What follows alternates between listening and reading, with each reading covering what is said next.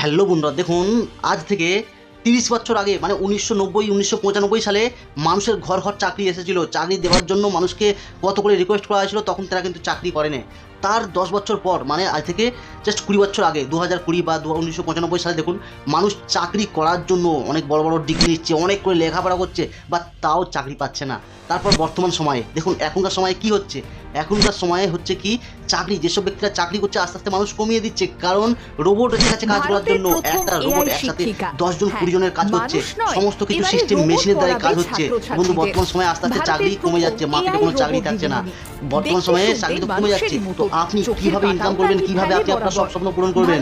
কিন্তু একমাত্র ইন্ডাস্ট্রি, সেটা হলো নেটওয়ার্ক মার্কেটিং।